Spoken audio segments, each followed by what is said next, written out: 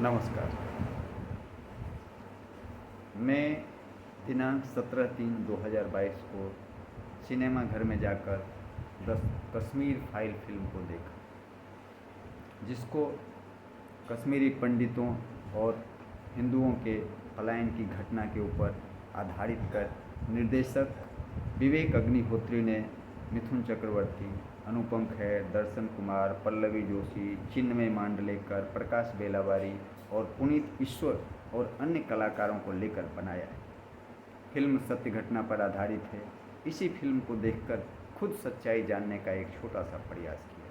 बाकी आपको फिल्म से सच्चाई का पता चल ही चुका है कि किस तरह से कश्मीर में हिंदुओं के ऊपर अत्याचार हुआ, किस तरह से एक औरत जो शिक्षिका हैं उनको आरी से बीचों बीच चीर दिया जाता है, किस तरह से एक लाइन में 24 आदमी को, पुरुष, औरत, बूढ़े, बच्चे को एक लाइन में खड़ा कर गोलियों से भून दिया जाता है, किस तरह से आदमी को मारकर पैर में टांग दिया जाता है। यह आपको सब फिल्मों में दिखाया गया है। लेकिन जो कश्मीर कभी शिक्षा का केंद्र हुआ करता था, उसके साथ ऐसा क्यों हुआ? आखिर इतनी दुखद घटना होने के पीछे कुछ न कुछ ठोस वजह तो होगा। जो भारत बांग्लादेश को स्वतंत्र करा सकता है और पाकिस्तान के 90,000 सैनिक को सरेंडर करने के लिए मजबूर कर सकता है, उस भारत के जन्नत कश्मीर में ऐसा क्या हुआ कि राज्य सरकार से लेकर केंद्र सरकार ने इस पर विशेष ध्यान नहीं दिया, जिसके कारण वहाँ पर हिंदुओं के साथ इतना भयानक अत्याचार हुआ। मेरे नज़रिए में 1987 में जम्मू कश्मीर के विधानसभा चुनाव में हुई धांधली का नतीजा भी मुख्य कारण में से एक है। इस चुनाव में MUF, मुस्लिम यूनाइटेड फ्रंट, इसमें कश्मीर की इस्लामिक पार्टियां शुमार थी, जो अलगाववादी विचारधारा वाली पार्टी थी, जो पाकिस्तान को सपोर्ट करती थी। इस चुनाव में मुस्लिम यूनाइटेड फ्रंट का चुनाव चिन्ह कलम और दावात था, जिसमें कश्मीर के आम आदमी ने चुनाव में बढ़ चढ़कर हिस्सा लिया था और 23 मार्च 1987 को 80% मतदान हुआ। इसी चुनाव की एक रैली का एक हिस्सा कुछ यूं बताया जाता है कि अपनी पार्टी से नाराज़ मुफ्ती मोहम्मद सईद ने कांग्रेस के लिए चुनाव प्रचार करते हुए अपनी जेब से कलम निकाला और उसे इस हाथ से उस हाथ में घुमाते हुए यूं थामे रहे कि लोगों को नज़र आए, फिर बार बार दाढ़ी पर हाथ फेरते रहे। वह इशारा कर लोगों को यह समझाना चाह रहे थे कि आप कलम और दावत को ही वोट करें। 80% मतदान होने के बाद वहाँ के आम लोगों को मुस्लिम यूनाइटेड फ्रंट की जीत को लगभग तय कर लिया था। लेकिन मतगणना के बाद नतीजा बिल्कुल उलट हुआ। नेशनल कॉन्फ्रेंस को 45 में 40 और कांग्रेस को 31 में 26 सीट पर जीत मिला और मुस्लिम यूनाइटेड फ्रंट को मात्र 4 सीट पर विजय मिला। इसमें केंद्र सरकार पर आरोप लगा कि हारे हुए को जिता दिया और जीते हुए को हरा दिया, जो वहाँ के आम मतदाताओं को सही नहीं लगा। उनको ऐसा महसूस हुआ कि हमारे साथ चुनाव के नाम पर धोखा किया गया। इसी चुनाव के बाद फारूक अब्दुल्ला वहाँ के मुख्यमंत्री बने और केंद्र में उस वक्त राजीव गांधी की सरकार थी।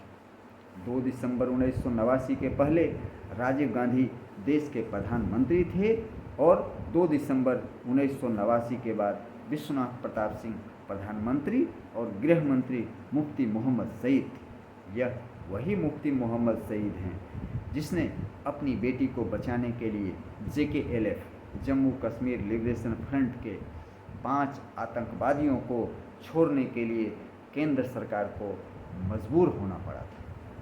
इनकी बेटी रूबिया सईद, जो पेशे से डॉक्टर की पढ़ाई कर रही थी या इंटर्नशिप कर रही थी, उसका अपहरण 8 दिसंबर 1989 को कर लिया गया और केंद्र में सरकार को सत्ता संभाले हफ्ता भी नहीं हुआ था। लेकिन आखिरकार दिल्ली से 2 केंद्रीय मंत्री, विदेश मंत्री इंद्र कुमार गुजराल और नागरिक उड्डयन मंत्री आरिफ मोहम्मद खान को श्रीनगर भेजा गया।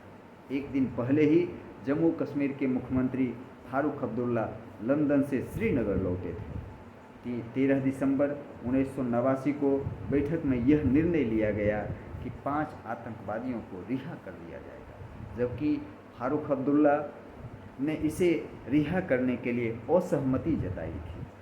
रूबिया सईद की रिहाई के बाद मुफ्ती मोहम्मद सईद ने कहा था कि एक पिता के रूप में मैं बहुत खुश हूँ, लेकिन एक नेता के तौर पर मैं समझता हूँ कि ऐसा नहीं होना चाहिए।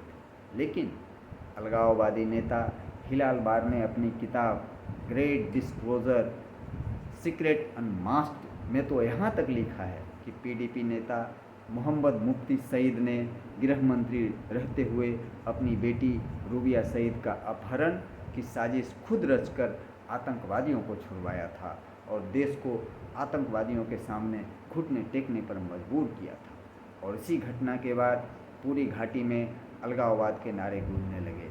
हम क्या चाहते, आज़ादी, जो करे खुदा का खौफ वो उठा ले क्लाशिनकॉव, जो एक प्रकार का राइफल है, या आप उसको AK-47 भी बोल सकते हैं। जैसे नारे उस दिन श्रीनगर की सड़कों पर सरेआम लगाए जा रहे थे। 13 दिसंबर 1989 के बाद आतंकवादियों का मनोबल बढ़ा, जिसके कारण IC-814 विमान को हाईजैक, संसद हमला और घाटी में बड़ी आतंकवादी घटनाएं इसी अपहरण कांड के बाद शुरू हुई। 19 मार्च 2022 का दिन भी याद किया जाएगा, जब बड़ी बेशर्मी से इस घटना का सबसे बड़ा गुनहगार का बेटा उमर अब्दुल्ला अपने बाप को बचाने का प्रयास करते हुए यह बोलता है कि वहाँ मुसलमान, सिख भाई और पंडित सबके साथ ऐसा हुआ था। थोड़ा भी शर्म नहीं आता है इसको ऐसा बोलते हुए, जबकि उस वक्त जम्मू और कश्मीर को इस तरह की घटना के हवाले करके फारूक अब्दुल्ला सरकार से इस्तीफा दे करके लंदन चले गए थे। लेकिन दुर्भाग्य देखिए इस देश का, इस देश में ये अभी तक जिंदा हैं और आग लगाने का पुनः प्रयास कर रहे हैं। और जिम्मेदार वहाँ के तत्कालीन राज्यपाल जगमोहन मल्होत्रा को मानते हैं, जबकि नेशनल कॉन्फ्रेंस और कांग्रेस से मिलकर वहाँ चुनाव में धांधली किया और सरकार बनाया, जिसके कारण वहाँ के लोगों का विश्वास भारत सरकार से उठ गया। इसके लिए मेरे नज़र में फारूक अब्दुल्ला और राजीव गांधी दोनों दोषी। द कश्मीर फाइल पिक्चर देखकर ऐसा महसूस होता है कि ऐसे लोगों को जिंदा रहने का अधिकार नहीं है। कश्मीर को जानबूझकर आग के हवाले करके लंदन भागने वाला फिर से इस राज्य और देश का नेतृत्व कर रहा है, जो इस देश के लिए दुर्भाग्य की बात है। ऐसे नेता पर तो सैकड़ों लोगों की हत्या का जिम्मेदार मानते हुए फांसी पर लटका देना चाहिए। आखिर में इस फिल्म के निर्देशक विवेक अग्निहोत्री का बहुत बहुत धन्यवाद कि इन्होंने मुझे पूरी तरह से कश्मीर में हुए पंडितों पर अत्याचार से अवगत कराया। कुछ तो मालूम था लेकिन इतना पता नहीं था। अब मेरा निवेदन अपने हिंदू भाइयों से है, चाहे आप पार्टी अपने हिसाब से चुनो, लेकिन जब समय की मांग हो तो अपने आप को हिंदू साबित अवश्य करो। इस फिल्म ने बहुत कुछ सिखा दिया है, दिखा दिया है किन लोगों का आदर करना है, किन का अनादर करना है, किस शो को देखना है, किस शो को नहीं देखना है, चाहे वह फिल्म हो या टीवी का शो। और मीडिया से आग्रह है कि आप अपने चैनल के माध्यम से जो भी दिखाते हैं ज़रा खुद भी पूरा रिसर्च करने का प्रयास करें। लोगों तक सच पहुंचाना आपकी जिम्मेदारी है और यह हास्य और व्यंग का विषय वस्तु नहीं है। मैं उन तमाम कश्मीरी पंडित और अन्य, चाहे वह सिख समुदाय से हों या किसी अन्य समुदाय से, उनको नमन करता हूँ, जो इस घटना के बाद असमय काल के गाल में समा गए। उनको सत सत नमन। आखिर आपका बलिदान व्यर्थ नहीं जाएगा। कश्मीर हमारा था, हमारा है और हमारा ही रहेगा। कुछ छोटी चीज़ें मैं आपको बताता हूँ जो सरकार और संगठन से जुड़ा हुआ है। किस तरह ये लोग जो है अपने फ़ायदे के लिए सरकार से जुड़ते हैं, जुड़ने के बाद निकल जाते हैं। Mufti Mohammad Sayeed, peoples democratic party, Rajiv Gandhi के मंत्रिमंडल में पर्यटन मंत्री के रूप में शामिल थे, लेकिन इन्होंने मेरठ में एक दंगा हुआ था उस टाइम में, उसमें जो है सरकार को दोषी मानते हुए कि आपकी सरकार जो है अच्छे तरीके से काम कर नहीं रही है, दंगे को सही तरीके से निपट नहीं रही है, इसके लिए इन्होंने इस्तीफ़ा दे दिया मंत्रिमंडल से। उमर अब्दुल्ला 23 जुलाई 2001 से 23 दिसंबर 2002 तक अटल बिहारी वाजपेयी की सरकार में विदेश राज्य मंत्री रहे थे। 2014 के विधानसभा चुनाव के बाद पीडीपी महबूबा मुफ्ती सईद ने बीजेपी के साथ मिलकर सरकार बनाई, जो बाद में सरकार टूट गई या गिर गया।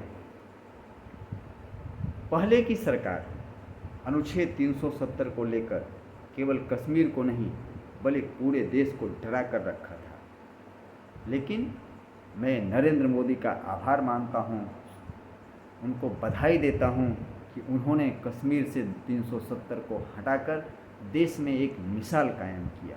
मैं उसके लिए उनको अभिनंदन करता हूँ। और मैं फिर से आप लोगों से आग्रह करता हूँ कि आप पहले हिंदू हैं, बाद में चाहे आप राजपूत हों, भूमिहार हों, ब्राह्मण हों, कुर्मी हों, कोयरी हों, यादव हों, लेकिन आपका एक ही धर्म होना चाहिए, वो धर्म है आपका हिंदू धर्म। मैं आपको अभी अभी फ़िलहाल 6 महीना से 1 साल की घटना बताता हूँ।